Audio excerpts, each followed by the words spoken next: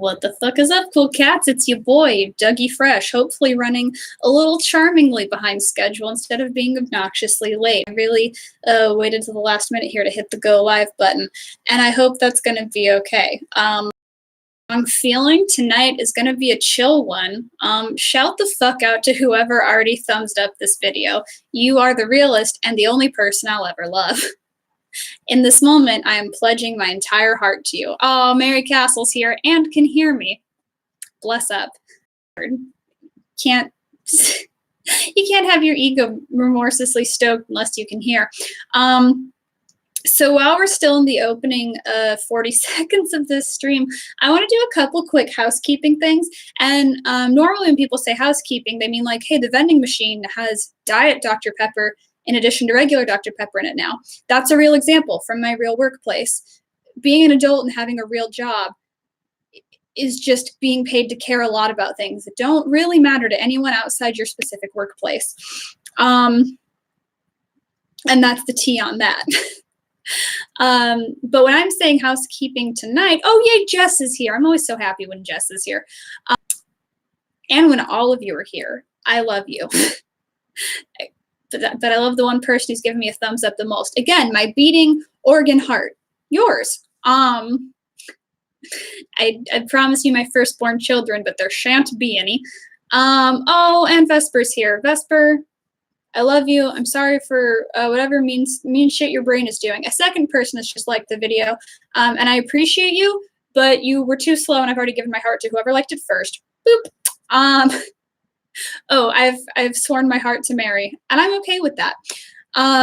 Anyway, so the housekeeping tonight is like somewhat major in like an internet sense, where it's like this is very important in this very specific context and like nowhere else. So one of the main things is that Patreon is not happening this month because I needed a break from anything because my schedule was eating me alive, and so I've paused the Patreon for this month, which means that I am not going to be dishing out any of the rewards, the baking streams, the stickers, the streams, the tarot readings. All of those are on hold for this month. And no one will be charged, and no one will get any bonus stuff. It's just going to be 2 streams. It was supposed to be 3, but last week monumentally did not work. And related to that is, I'm jazzed for everyone who is here. But for anyone who hasn't already heard, the old Batman is a gateway. The old Batman is a gateway drug can't come to the phone right now. Why? Because she's dead. God, I can't believe that's the first time it occurred to me that I could use that excellent Taylor Swift reference now.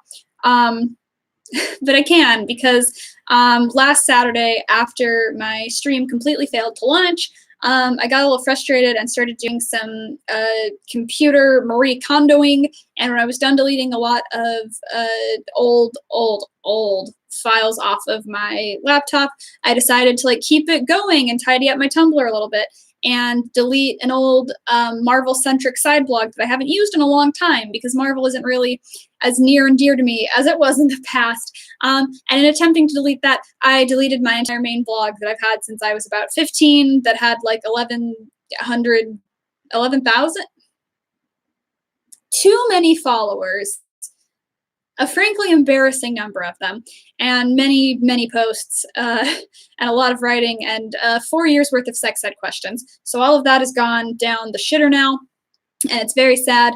But also not, because, I needed something out of my life, and it's going to be an adjustment period, I'm sure, because now I sometimes feel like I'm shouting into the void in a way that I didn't when I had this very large, very active blog with many followers. But I also don't feel like I'm performing every time I get on an app that's supposed to be fun now. So we're going to find that balance. We're going to figure it out. It's a bold and spicy new world of interneting for me. And we're going to like see where that goes. I already need water. Hydrate or dihydrate, my friends. Well, this is excessive.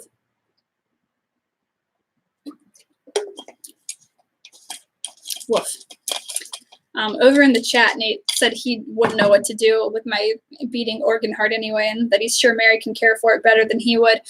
Appreciate knowing your own limitations. I think that's incredibly healthy. So what are we going to talk about tonight? It was National Coming Out Day yesterday. It feels like it's been a week since then already, because that's how time goes. But I was reminded by Facebook, because I decided to get on and make like a humorous status that just said Happy National Coming Out Day, still gay. And as I was making that, Facebook did that fun thing it does where it throws a memory from your past in your face and goes, hey, do you want to look at this? And it was my coming out day post from the distant year of 2016 or 2015. I think one of the two. Either way, it was from a very long time ago. And it was like this just very long, painstaking, heartfelt, like paragraphs of explanation about like, oh, this is what I am. This is why I identify in the way that I do. Da da da. It's so important to me. It's so special, et cetera, et cetera, et cetera, et cetera, et cetera. And I just poured so much time and energy into it. Whereas now I'm like, this is kind of a joke. And it's not a joke, because National Coming Out Day is important to a lot of people. And the whole coming out idea in general is important to a lot of people. And I absolutely do not want to undermine or diminish that for anybody. Because coming out is, frankly, you know, it can be fucking terrifying, and it's important, and it's symbolic, and it can be really heavy, and it can be, I mean, you know, like, frankly, pretty fucking life-changing for a lot of people. So it's not like the importance I'm trying to diminish for queer individuals. It's more just like I've reached a point where I've been out long enough that I am crusty and kind of jaded about it.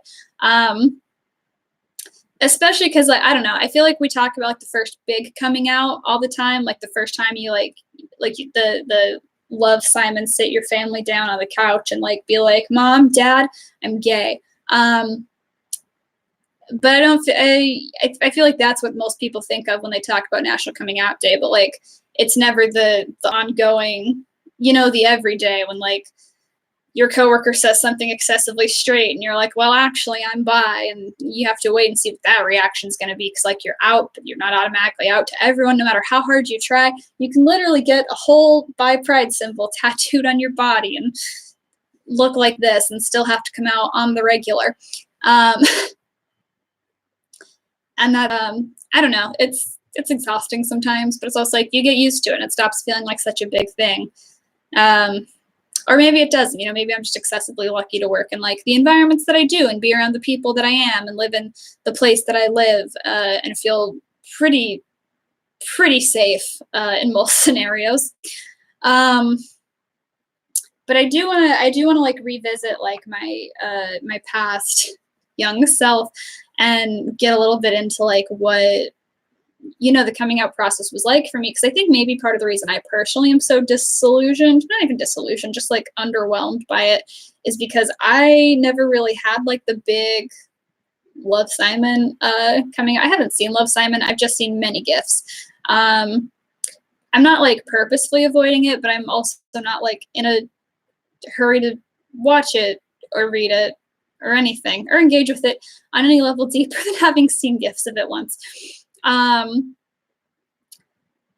But for me, like, my coming out process was largely internal. And that's the thing I used to emphasize a lot when I did panels when I was in college, and I did panels where you would go into classrooms full of students. I almost said heteros. There were statistically some non-heteros in those classes.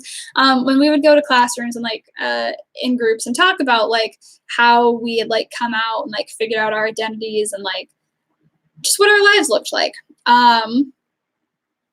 So this is a little practiced, but I always wanted to emphasize like, hey, listen, like for a lot of people, like the first coming out is just like admitting to yourself that you are different in this way. Because it's hard. Like you grow up in a society, we live in a society that just primes you to think of yourself and who you can be and who you can be attracted to in such limited ways. Like I think I was maybe 12 years old before I realized that I was not like legally required to marry a man and have children.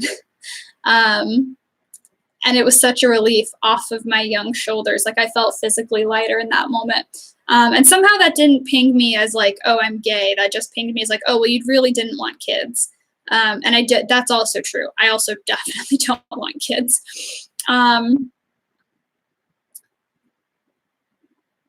But I was in such a rut of like, oh, there is like one way to exist as the kind of person I am, which was like a girl or whatever. I'm a little gender squishier these days, but just this sense of, you know, like I am this, and that means I'm attracted to these people, and anything else is going to be a whole lot of extra hassle. And obviously that was like influenced by the people I hung out with at like a pretty formative age. I don't want to throw these girls I was friends with under the bus completely, because like we were all in middle school, and that is basically synonymous with saying we were all in hell. And I think we were all very mean to each other in ways that we didn't even recognize for being mean at the time. We were just very, I mean, the ways we policed each other, and we're very casually cruel to each other, and any expressions of like difference or individuality, I mean, so clearly came from like a deep rooted place of like all being afraid of being seen as weird. And we took that out on each other because we were just so scared of expressing any kind of individuality that wasn't correct. And I can see that in hindsight. But at the time, what I knew was that I was like this scrubby little like 12, 13-year-old child. I was very much a late bloomer, as the kids say. I wasn't really interested in dating anybody, boys or girls. I didn't know there were like other options at the time because we were in Billings, Montana, and also I was 12. Like I'd never really learned how to wear makeup. That skill just passed me by. I was like, quiet and weird, and I liked to read books a lot. So I was not the most like feminine child to begin with. And it was one of the running gags in my quote unquote friend group at the time was that I was a lesbian. I was called a dyke a couple times. The couple, I mean many. And that was like a fun goof, and we all had a good time laughing about that. But also there was always this undercurrent of like, oh, but if you actually were, like, that would be a very bad thing. We're not saying this because we are encouraging you to come out as gay, but we are saying this because we think it's funny to imagine the possibility of being friends with a lesbian. And if you actually were, we would, kick, like, obviously we couldn't have you at the sleepovers. That would be horrifying. Is how it feels in hindsight.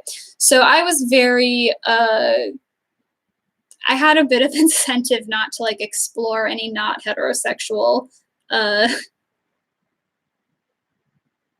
urges isn't the word, just any non-heterosexual thoughts, I guess, that floated across my path. There were many good reasons not to go looking at that. So I didn't. I just kind of squished all that down. I definitely remember by, I think, 8th grade at the latest, I'd had some gay thoughts TM. There was this book that I read that my mom let me read, actually, because her book club had read it, and I was always just snapping up whatever my mom's book club read when she was done with it.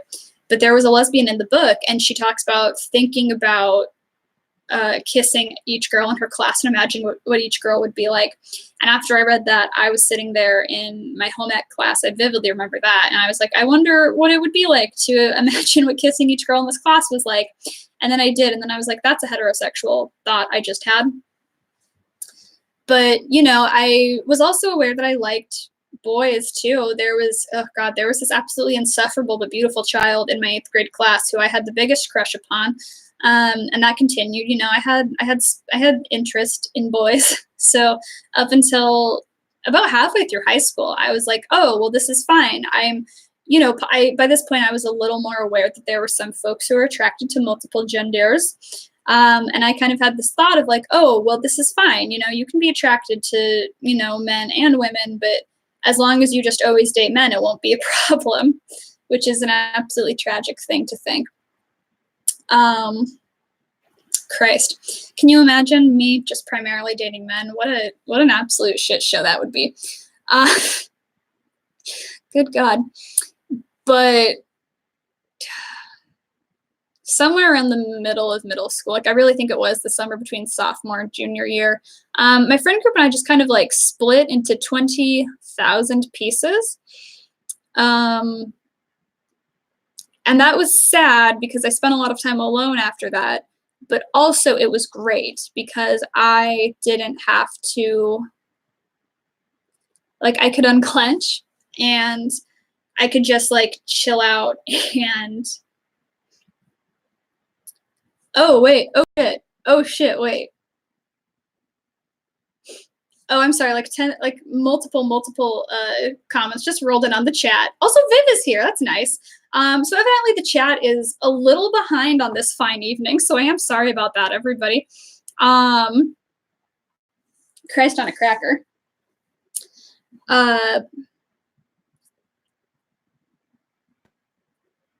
Nico's my other bisexual Tumblr friend has 30K followers. Okay, so clearly I wasn't shit. Thanks, Nate. God, where was I? Oh, so yeah, I stopped kicking it with those particular folks, and I spent a lot of time alone. And by alone, I mean on Tumblr. That was a pretty formative. I did two things when I stopped having real life friends. I started spending a lot of time on Tumblr, and I got very big into the animated works of Detective Comics comics, and that is why my URL is Batman is a Gateway Drug, because I specifically got on Tumblr seeking solidarity amongst the Unjustice fandom. So that's a lot. So you can directly blame Detective Comics for pretty much all of this. Please send them your letters of complaint. I don't want them. But, I know it's like very hashtag cringe to like learn about yourself online, but realistically, I was being exposed to other queer people in like a normalized setting for the first time ever. And just, like reading these, these posts by people who were not straight, just talking about their lives, being normal people, being funny people and interesting and smart and having a lot of good shit to say. And mostly just being like three-dimensional real humans. Like, I think the most realistic look I'd gotten at any queer people prior to that was on Grey's Anatomy. And don't get me wrong, Callie Torres was and still is very important to me. But also, Grey's Anatomy is a realistic expectation for bi folks the way Mad Max Fury Road is a realistic expectation for a trip to the gas station. It's not. I wish to God one-armed Charlize Theron would show up and punch me in the face every time I tried to go for a drive, but lo and behold. Sorry, this water bottle doesn't. Okay. So that was great, and I got very comfortable in the idea that I might not be straight. I wasn't really ready to say it out loud to anybody, but I knew, and that was okay. And then my senior year, the one close friend I still had, and by still had, I mean we became friends after I stopped hanging out with my terrible old friends and just got like thick as fucking thieves, like as fast as possible. I apologize for the cliche. But we got very tight very quickly the summer between our junior and senior years. And around the start of January of our very last semester of high school, she texted me one night while I was at work, and she said, "Hey, I have to tell you something, and if you don't like me anymore after this, I understand, but I want you to know." And I was like, "Oh God, where's the body? Let's hide it. I will help you. I love you." And she goes, "No, I didn't kill anybody. I think I'm bisexual, and I just wanted you to know that." And I said, "Oh, well, that's fine. Jesus Christ." I went out the next day and I bought her some rainbow cupcakes at the grocery store across the street from our high school. And I presented them to her as a celebratory coming out to cupcakes. And when I was giving her a ride home that day, because this was back in the glory days when I had a car, she was like, "Hey, thank you for like being so cool about it." And I was like, "Oh, dude, it would be kind of hypocritical if I wasn't okay with you being bi." And she was like, "Oh," and I was like, "Oh." And that was great. And that was like a fun little, not even quite a secret, just like a fun nugget we shared for the remainder of our senior year. If anyone is curious, yes, she is still one of my best friends in the entire world. Also, no, we've never dated. A lot of people assume that when I say, "Oh, we came out to each other as bi in high school." That would be disgusting. She is my sister and I love her. Not like that. God. So by that helped a lot. Having another queer person in your corner is just like unimaginably powerful. And by the time I graduated and left that place, got out of my hometown, fuck yeah, pop punk song playing as I do a sick skateboard flip. I said flateboard, and I'm sorry. I wasn't like I'd cut my hair, as was requisite. I'd really stopped giving a shit about anyone saying I was gay because I was. I wasn't really like out, but I also was not in by any stretch of the imagination. Like if anyone had straight up asked, "Oh, are you queer?" I would have said yes in a heartbeat. I don't know what word I would have used. When I was 17 and graduating high school and starting college, I was very adamant that I used both bisexual and pansexual, and they were like interchangeable. And I think that was because I had seen like the early bi pan discourse, and I didn't want to pick a side, and I was like, both are good. I was still developing. I was less afraid of having opinions by then, but I was still a little bit afraid.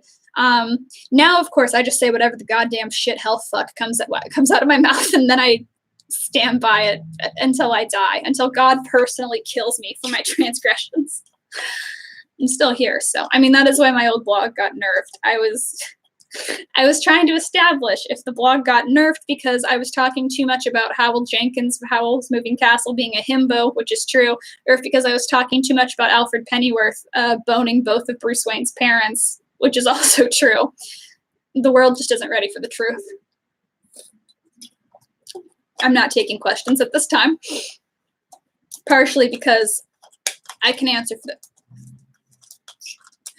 Oh, wait. Oh, shit. Okay, wait. Oh, wait, the chat's updated.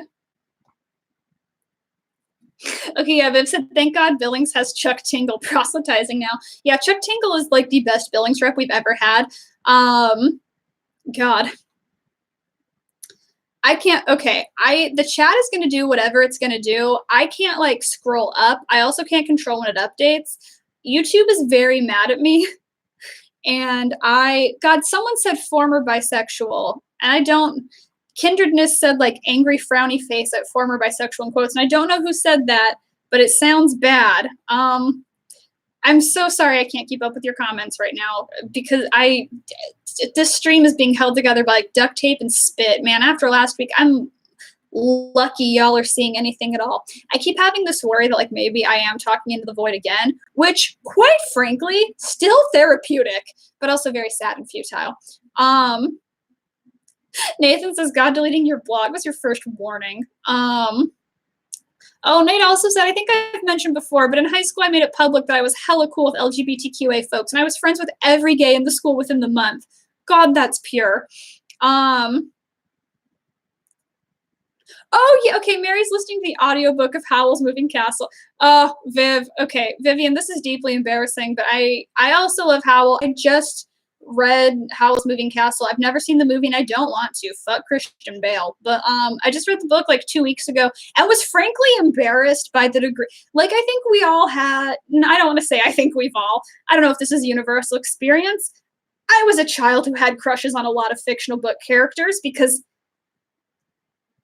look at me, hasn't hit me in a while because I'm an adult man with like other outlets and taste and shit. Anyway, so I pick up Howl's Moving Castle and Howl shows up and I'm like, fuck. Genuinely embarrassing to be this attracted to a fictional book character at the age of 23. Yeah, Viv says, you like dumb boys. We know this. It's great. He's so fucking stupid. He's stupid. He dresses fun. He does magic. He fucked off from higher education to run around in a magic world being a wizard. I love him. Also, the chat seems to be working now. I shouldn't have said anything probably because I'm sure I've now jinxed myself. Yeah, and he's Welsh. That's a nice thing. Anywho's, so here, that's like a fun spoiler for anyone who doesn't already know. this coming out story ends with me being attracted to Howell fucking Jenkins, himbo supreme. Anyway, we're gonna get to a part where I talk about every once in a while, I wonder if like maybe I secretly am a lesbian with some intensely internalized lesbophobia, and I'm just like insisting on thinking I'm bisexual because the patriarchy has gotten to me. And then things happen where with absolutely no incentive, I'm like, ah, man, I'd fuck that stupid wizard boy. And I'm like, nope, not a lesbian. Whew. It's like the only thing, Hal Jenkins and Hosier are like the only thing tethering me. No one elaborate on that with other stupid men I'm attracted to. I don't need to be reminded. Anywho, so I was very set on being like, oh no, I am bisexual and pansexual, and it doesn't really matter because neither felt completely correct either. And that probably was some internalized shit, mainly because I was like, I don't know if I'm like exciting enough to be bisexual or pansexual. I'm a 17-year-old virgin from Montana. I don't know if I'm allowed to be either of those things. They're not going to give me a license. But that pretty quickly, once I got to school at good old, I have my W poster over here that you can just barely see. Yeah. When I got to Western, there was a welcome event for LGBTQ students and allies, where they were giving out, amongst many other things, buttons that said, have you hugged your queer Bronco today? Broncos are our mascot. And I was like, oh, queer. Yeah. I like that. That could mean fucking anything because I knew lesbian wasn't right. I knew straight definitely wasn't right. All I knew is that my sexuality was kind of messy and difficult to define, even for myself. And queer kind of got that. So for my freshman year of college, I pretty much, anytime anyone asked, I was like, oh, I'm bisexual, I'm pansexual, I'm queer, it's whatever, use whatever you want. I don't know exactly when that changed. I think it was definitely about my sophomore year. I'd kind of like yeeted pansexual out the airlock. Marjo's here, Marjo. Oh, okay, Jess, I do want to throw out, I'm not exclusively into fictional men. There are a lot of real men I would bone in a hot second. The only thing holding me back is talking to real humans. Yeah, no, I understand completely where you're coming from. It is not exclusively fictional men. Real men also haunt and torment me. But, oh, okay, Mary said, the former bisexual thing is about this religious guy at my school who identifies that way. I feel bad for him. I feel, very sad for him. That's a bummer and a half. What the fuck was I talking? Oh, right. Speaking of former bisexuals, as a former pansexual, I'm not a former pansexual. It's just a word I stopped identifying with. And I want to throw out immediately that that's not because I think pansexuality is like just special snowflake bisexuality or anything like that. That's asinine. My stance on bisexuality and pansexuality is that they are both dope as hell. And oh, God damn it, from Nate. Mackenzie, you falling for a fictional character in your 20s is very reminiscent of a lady in the 1800s becoming a social outcast because they refused to get engaged to anyone. I'm both, you dumbass. I say dumbass in the most loving way. I don't know. My stance on the whole, like, bi versus pan discourse is mainly that it's stupid. A lot of people use them in ways that are functionally synonymous. A lot of people use them in ways that are distinct from one another. Words mean things, but also a lot of words just mean what you decide they mean. And words that explain identities are firmly in that category. I will tell you how I think of them and why I think is Hosier a fictional man. No, he's definitely real. Christ on a cracker. No, Viv is here. Viv can elaborate. Listen, there are men out there. I'm into men that are not fictional. Oh, wait, okay. Viv said, throwback to when I was absolutely terrified of you before we ever talked because I thought you were like a scary ultra feminist who would eat me alive with superior queer theory. No, I am the ultra feminist and I do know a lot of queer theory. I'm not really interested in eating anyone alive, especially my fellow queers. I just saw you and was like, oh, she had her shit figured out. Better not engage. Viv, that's incredibly bold considering you met me when I was still doing that with my eyeliner and my eyebrows. Generous. Generous as hell. Okay, Seven says, I kind of feel like bi is some, but not all, and pan is all. So, wait, what the fuck? What the fuck? Why did Nate just say eating people out is still on the table? Who are we talking about? Who's getting eaten out on the table? I love that the chat snapped back in time for this. The eyebrows were the main reason. Interesting. Christ. So, okay, so where I personally sit, and I need to emphasize so hard, these are just my personal understandings, and not even understandings, because I also get that other people who identify as bi mean something different, and other people who identify as pan mean something different. But the way I personally make sense of them in my own soul is that I once heard it explained as like bisexuals can like experience attraction to all genders, but like might have some different feelings and attraction based on gender still, whereas pansexual people might not have any differentiation whatsoever. And that isn't the thing that made me gravitate towards calling myself bi, for the record. I think, honest to God, it was just that I was like more familiar with the word bisexual when I started learning about queer identities. And also I like the color scheme so fucking much. I'm a shallow bitch. This National Coming Out Day, I'd like to come out as a shallow bitch. But basically, like, that's how I experience my attraction. I think, like, I am attracted to people of many genders, or like potentially all. I just don't experience them all the same. Like, I'm attracted to women much more easily than men. And I think, honest to God, that's less to do with like the physical existence of men. Like, I have a very easy time going, oh, he's hot. But then there's like all the social baggage of like, but like, does he know that sex isn't just about penetration? And like, does he understand like basic feminist theory? Like, what are does he get like queer issues? If we were like involved, like how much emotional labor would I end up doing to fix his ass? Like, you know what I mean? And like, obviously there are concerns with like a person of any gender in any kind of relationship. And like, there's a lot of social shit that makes it more difficult to be attracted to men, especially cishet men for me. And to kind of like throw back to Jess's comment, like, I don't think being attracted to fictional men indicates that I'm not into real men, because I am, but being attracted to fictional men is easier because they're not fucking real, and therefore their masculine bullshit cannot touch me. Queer power is stored in the eyebrows.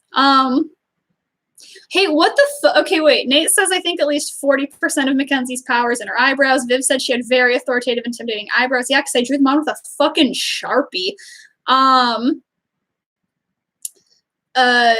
She still does, but much more approachable. These are not intimidating eyebrows. These are, my sister said something very mean and very funny about my eyebrows once. I cannot for the life of me remember what they were. Do you guys know that post on Tumblr that's like, I think it's so funny when men call me a bitch because that's not nearly as devastating as something that another woman could say to me. And then someone was like, oh, one time my sister said that I looked like that turtle from Ice Age. That's my relationship with my sister. I love her so much, and she roasts me better than anyone on earth could ever do.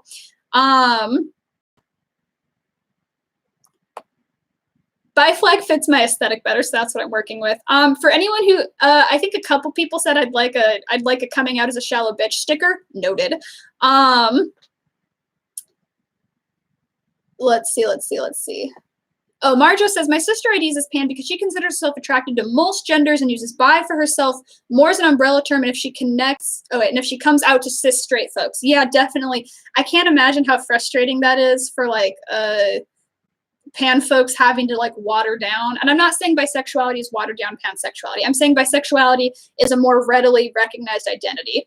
And having to like round up to the closest thing the cisheads get sounds incredibly fucking frustrating. When I came out to my mom, we're getting there, I was like, oh, I'm queer. And she was like, oh God, are you allowed to say that now? And I was like, you can say I'm bi if it's easier. Because I am both.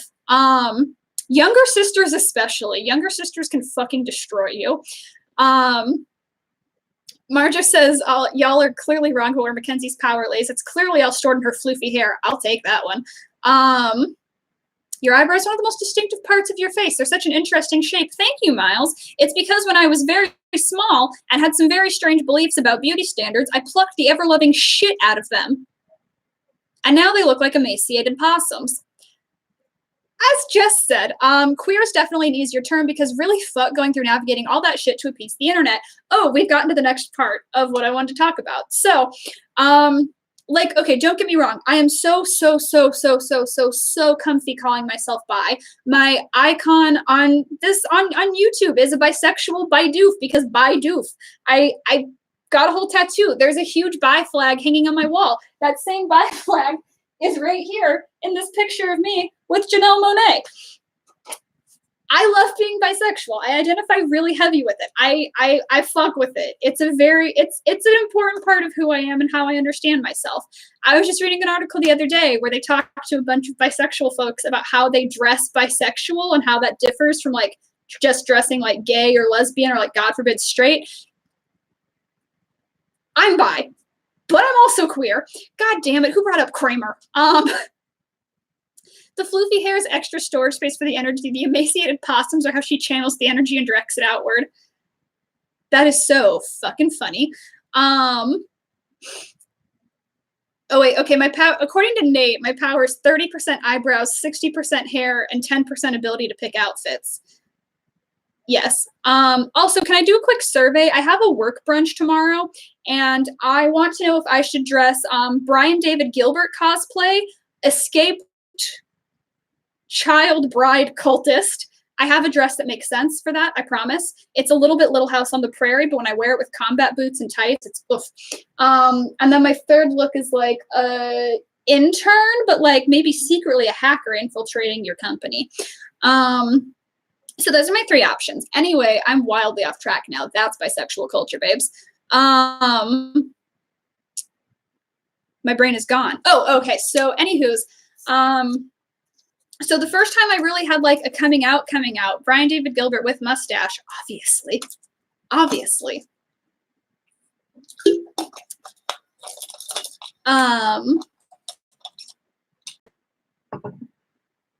The first time I really came out did not happen until I was 20, and I'd been very openly out at college for years. The first time I went home over winter break, my freshman year, I'm a little baby gay, I'm brand new out, I found my fellow gays, I had all the buttons on my backpack, and I was waiting for my mom to say something about it. And she did, but all she did was point at the "Have you hugged your queer Bronco today, bud?" And I was like, here we go, I get to come out, I get to tell Megan I'm gay. And she goes, are you allowed to say queer now? That was, in my day, you didn't say that. That wasn't nice. And I was like, oh, yeah, no, a lot of people at Western use that. And the subtext of that was, including me, ask me about being a queer. And she was like, oh, good to know. Okay, I just wanted to make sure. And I was like, damn it, you're too nice. So I didn't actually come out to her until like 2 years later when I called her one night to tell her that I had a date with a girl, and she was super excited, and she still didn't ask about it for like 5 minutes. She just wanted to know who the girl was and where we were going and how we'd gotten to know each other, etc. And then after like 5 minutes of this super polite, supportive bullshit, she was like, so are you like a lesbian or? And I was like, damn it, we finally get to have this talk. And then she said a bunch of like very nice, very dumb shit. Or she was like, you know, I knew you were on the executive board of a gay student group and I saw all the buttons. I just didn't want to assume anything. And I was like, okay, listen, sometimes people who are dropping 10,000 hints that they're gay want you to assume something. But it's all good. She's super supportive. I love her to pieces. She's like the best mom in the world. She called me the other day to tell me how like she was at work. My mom, like, this is about my mom now, but she works at basically like hooking people up with like food stamps and like social services like that. And one of her coworkers was giving someone a hard time about changing their name because they were, I presumably transitioning, they were changing their name from like one stereotypically gendered name to a different stereotypically gendered name. And one of her coworkers gave someone a hard time about that. When she got off the phone, my mom was like, hey, we got to talk about that. You can't do that to people. That was shitty. We don't need people to like prove that with paperwork. Don't harass people like that. This isn't like going to be a one-off thing. There are a lot of people out there who are changing their names and shit. Don't be an asshole. Anyway, Megan's the best. But so that was like the only big coming out I had. I never had to sit my sister down. For a long time, I was like, I don't know where my sister is on this. Like if she knows or just like assumes.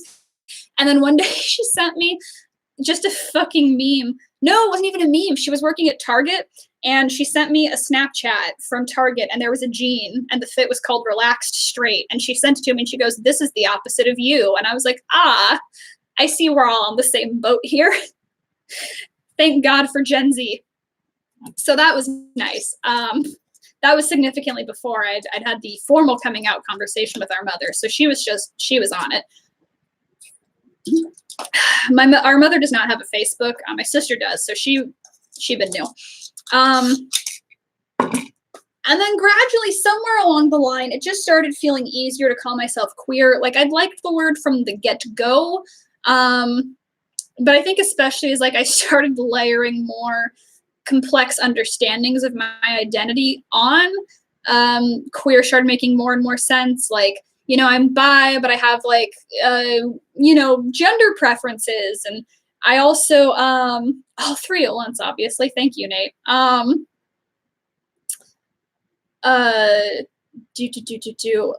You know, like I've completely forgot what I was saying. I see the chat and I just lose my goddamn marbles.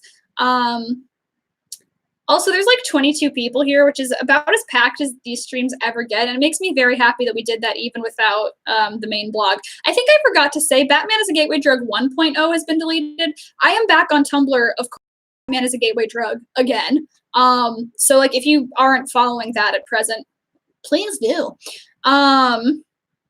Nate says I'm only valid on weekends. Bless.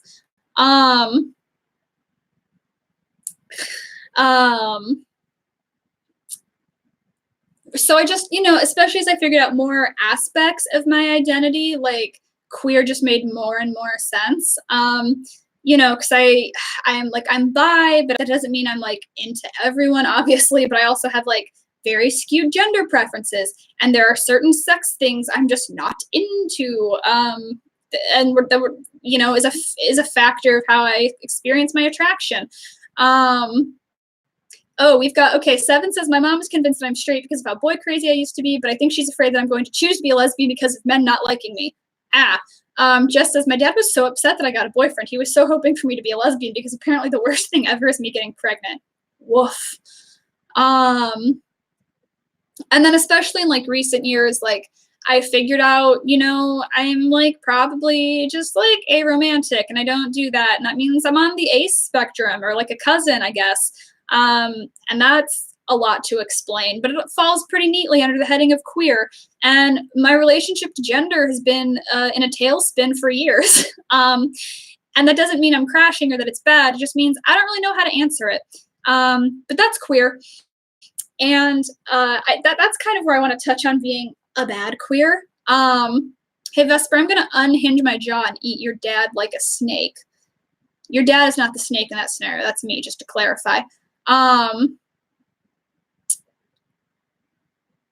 gonna eat all your dads. I'm always down to fight a dad, but like at this point, like I'm especially in regards to like how I feel about my gender, like I'm very uninterested in putting a word on it. Like gender, slurping down dads like noodles. That's uncomfortably sexual. No, okay, wait. Spiral gender pride. Yeah, make me a flag. No, I'm very, like, gender squishy is a term that I spit out on the fly when I was talking to a friend who very much identifies as agender. And it's like, listen, like, you know, I know the terms, like there non-binary is out there, gender queer is out there, gender fluid is out there, agender is out there. And none of those really feel like home. And what is an identity but a word that feels right for you? Um, and for a while, I kind of waffled. I'm like, should I even talk about this? Like, especially on Blue Hell, back when I had a following, I was like, am I being like irresponsible if I like won't quantify what I am and like be like hashtag representation for some 12-year-old who follows my blog? Hey, if you're 12 and you're on Tumblr, please delete. Please love yourself. Gender apathetic is good. Oh God, that's nice. But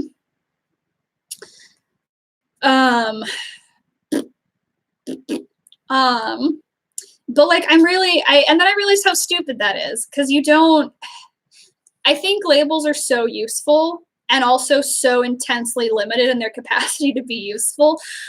Like there is so much comfort to be had in saying, oh, there is like a name and a community and people like me and like a subculture here that I can like, identify with and point to and be like, oh, thank God I'm not alone. But I think also the idea that you can put a name on everything you ever experience in relation to your sexuality and gender is like not only untrue, but also like potentially harmful.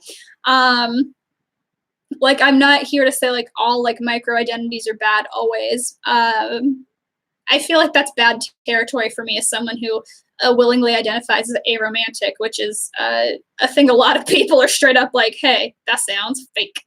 But I think when you get into the area of like, oh, like I'm only attracted to people who like meet these very specific physical requirements and like two people on earth look like that, I think maybe you just have a very specific type and you don't need to like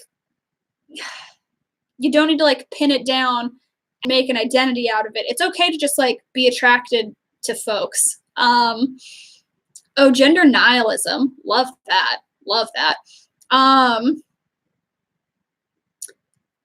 I love that Mary just said my gender should just be cripple. There is so much in that. God, I wish we could do an entire stream about that. Sit down chatting about that. Gender absurdism is a thought. That's good. Gender chaotic neutral. Good. I'm very wary about I'm very wary of the tendency to want to pinpoint and name comprehensively every possible permutation of attraction and sexuality and gender. Because it can be as limiting as it is freeing. Like I don't think the way to make sense of ourselves as people is to come up with like a distinct pride flag for every micro variation of human experience. I think it's to acknowledge that there are more human experiences than we will ever be able to name in their entirety. That's also why I'm like, this is like a topic for a future stream probably, but it's why I kind of had like stickers for gender absurdism, nihilism, chaotic neutral. True. I'm also waiting for me to find a guest for disability and sexuality. Well, I'm technically I have Vesper who very much wants to talk about it. The only problem is that Vesper lives on the other side of the fucking ocean and we have to find a way to make that work. YouTube will barely let just me do anything. I don't know how bringing in another person is going to work, but by God, we're going to do it. Mark my worms. I will, okay, so I know Jess coined at least like one of those terms. We will discuss who makes which stickers. As I've said many times, taking other people's words is bad. Anything that is unclaimed, I will scoop up like the popcorn on a movie theater floor and make a sticker. Jess, if you make a gender absurdism sticker, I will purchase it immediately. Budget be damned. Anyway, this is like a topic for a future stream, but there is a reason. I have kind of a knee-jerk distaste for obviously not the labels like top or bottom or like dom or sub in and of themselves. Like that's fine if that's a useful term for you to use in your sexual habits, go for it. But I see a lot amongst the younger queers, especially on Blue Hell, like there's this propensity to like try to like categorize every queer person and sometimes straight cis people, which is baffling, into those categories, as if that's like a binary everyone falls into. Along with like butch femme, like I think my favorite post I've ever seen is like, you're not a butch femme, you're just a queer woman who owns more than one outfit. Not everyone falls into those categories, because it's true. And I get it, why, especially like when you're young, it's so tempting to like be like, oh shit, there's like more words I can slap onto myself. There doesn't have to be. Okay, wait, Jess said a thing. So much of queer discourse seems to be focused on trying to find a box for everything and then use those categories to assign levels of validity to them, as well as decide who can understand what. And then Miles said, God same, it makes me super uncomfortable to have everyone calling people bottoms like it's a fucking personality trait. Here's a spoiler. Somewhere down the pipeline, I'm going to do an episode that is called Sex Positions Are Not a Personality Trait. Because they're not, for anyone, regardless of sexual orientation. Yeah, okay, pretty much what Marjo said. Niche labels are tricky because they're good, love people finding communities of similar queer identities, but also, like, not everyone falls into those tiny categories, and that's okay. Ooh, Marjo said it good. Everybody go follow Jess on Tumblr, Twitter, and Etsy.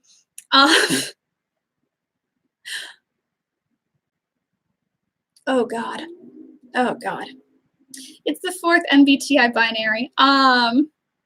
Oh no, Robert Spalding is doomed if sex positions aren't personality traits. I'm so sorry. So that obviously is like a whole other discussion. I think I'm also a bad queer because I don't think everyone falls into a top, bottom, dom, sub, butch, femme, etc., binary. I think those were words that were created to be useful to very specific people and not categories to lump everyone into. New astronomy, but it's the Kama Sutra. Well, I know what my next fucking stream is going to be. Actually, let's talk about that. So next week, I am not going to be streaming, and that's not because of technical difficulties, for once. It's because I am actually taking that night off to go see Hocus Pocus with a friend and maybe do some other spooky, scary Halloween stuff. It's going to be a fun time. The week after that, though, on the 26th, I will be here with my friend Danielle, who is actually the agender one I was telling you about, to talk about horror movies, and also possibly my friend Sarah. We haven't really established any like planning sessions. Maybe I'll just bring both of them in here and let them go hog wild while I sit here and go, yes, interesting, because I've never seen a movie in my life, which is why I have to bring in experts who have. Oh, Kindredness said, hey, but there's nothing wrong with being just a bottom. Yeah, no, I'm absolutely not saying there's, I specifically just said those are words that mean things and are useful to some people. They're not categories that everyone is meant to fit into. My problem is not with the words. My problem is with the words being treated as a universal experience, particularly for queer folks. At risk of sounding like a big-ass geek, oh, that wasn't directed at me. Rock and roll. I just wanted to clarify. All binaries are bullshit. God, you're so right, Mary. My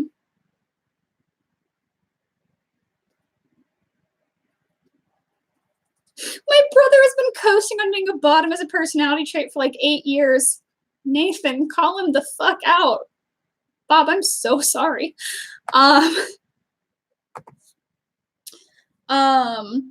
Yeah, no, at risk of sounding like I don't know how sex works. I've always been particularly baffled by like the top-bottom dichotomy existing among queer women. It's like there's no why. I don't get it. I don't understand why.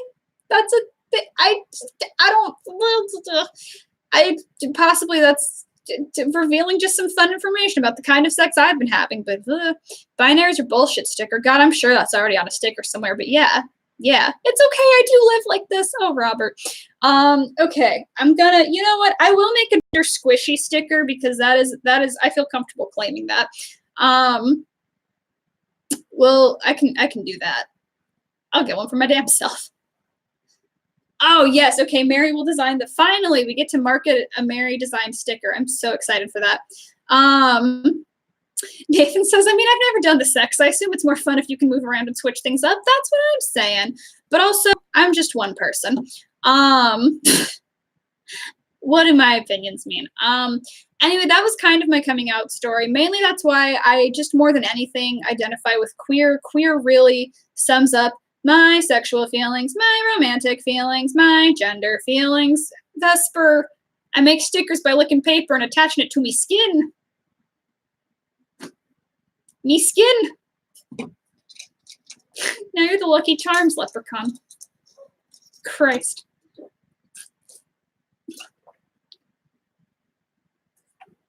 This is an $8 water bottle. You'd think for $8 you could get the lid off a little easier. Christ on a cracker. Me skin. Yeah.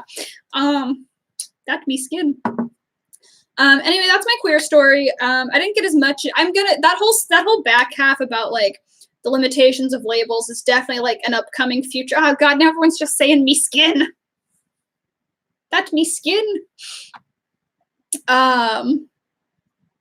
Okay, from Jess. I have a lot of feelings about how top-bottom dichotomy gets assigned to folk, especially women, especially gender non-conforming and or women of color, especially without our input. It's a lot. Jess, we only have 5 minutes, and I can't guarantee the chat won't crash any moment, but if you want to say more about that, please do. Or just message me about it on Blue Hell, because I personally would like to, or use the Discord. Jess, you have so many ways of getting in touch with me. I want to hear about it. Vesper, don't eat the fucking paper. Oh, God. Christ. Anyway, there's definitely going to be a future episode where I talk about, like, on a larger scale, what I think some of the hashtag issues are with making, like, especially top bottom, but also, like, other binaries so prevalent within the queer community. I see we're splitting ourselves into another binary now over whether or not Vesper should eat the fucking paper. You used to eat cat food and you don't fear God. Only one of those things is good, Vesper. Nate, I don't know why Jess would send me a letter about it. That's like the slowest possible way. Anyway, so that's what's rattling down the pipeline. Also about last week's stream that didn't happen. I will recycle it in like early November. Hey, Vesper, what the fuck? I don't think eating your own hair will hurt you, but rubber will.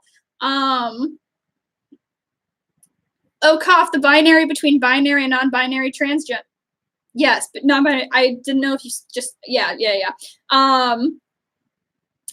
We can talk about that. Do you want to, Viv, listen, you need to guest eventually. Fucking absurd that I've made it 32 episodes and you haven't.